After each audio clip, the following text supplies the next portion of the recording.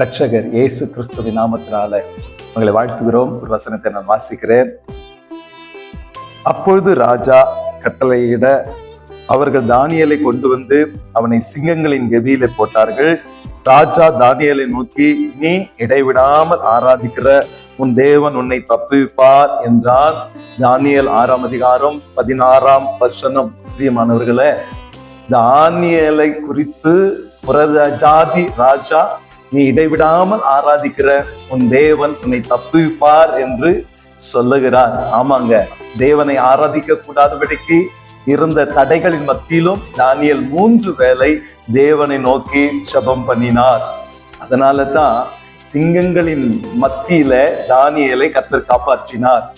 காலையில இந்த ராஜா வந்து கேட்கிறான், தானியேலே, நீ இடைவிடாமல் ஆராதிக்கிற உன் தேவன் உன்னை தப்புவித்தாரா என்று கேட்கும்போது தானியேல், ஆம் ராஜாவே, வாழ்க்கை தப்புவித்தார் என்று சொல்லுகிறார். பிரியமானவர்களே, இந்த நாளிலும் கூட தடைகள் மத்தியிலும் தளராமல் தேவனை ஆராதிக்கணுங்க.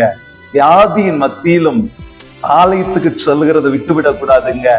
ஜபம் பண்ணுகிறத விட்டுவிடக் கூடாதுங்க.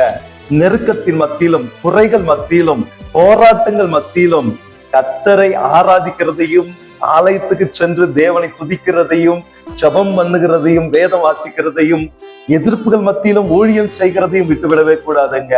அந்த இரவே ஒன்று சிங்கங்களை சாகடித்திருக்கணும், இல்லைன்னா தானியேலை வெளியே கர்த்தர் கொண்டு வந்திருக்கணும். ஆனால் சிங்கங்கள் மத்தியிலே ஒரு சேதமாகாமல் கர்த்தர் தானியேலை காப்பாற்றினார் என்றால் தானியேலின் வைராக்கியமான ஆராதனை தான். புறஜாதி தேசத்துல 3 வேளைகளும் தடைகள் இருந்தாலும் தேவனை ஆராதித்தார், கர்த்தர் அவரை காப்பாற்றினார்.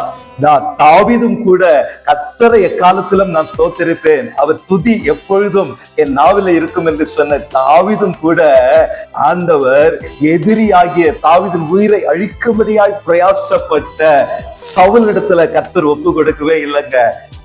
சிங்கத்துக்கும் கரடிக்கும் கர்த்தர் தப்புவித்தார், கோலியாத்துக்கும் கர்த்தர் தப்புவித்தார், எதிரிகளுக்கும் தாவீதை கர்த்தர் தப்புவித்தார். பிரியமானவர்களே, இந்த நாளிலும் கூட தேவனை எந்த சூழ்நிலையிலும் இடைவிடாமல் ஆராதித்து ஊழியம் செய்து ஜெபித்து கர்த்தருடைய ஆசீர்வாதத்தையும் பாதுகாப்பையும் பெற்றுக்கொள்ளுவோம். நம் ஜெபம் பண்ணலாம். எங்கள் அன்பின் பரலோக தகப்பனே, எந்த நிலையிலும் உம்மை ஆராதிக்கிறத விடக்கூடாதப்பா, உம்மை தொழுது கொள்ளுகிறத விடக்கூடாது. பதுக்கத்திலும் போராட்டத்திலும் கர்த்தாவே, ஜீவனுள்ள தேவனே, இயேசுவின் மூலமாய் உம்மை நம்பி ஆராதித்து நன்மை பெற்றுக் கொண்டார். இதை காண்கிற கேட்கிற யாவருக்கு இப்படிப்பட்ட விசுவாசத்தை தருகிறாங்க.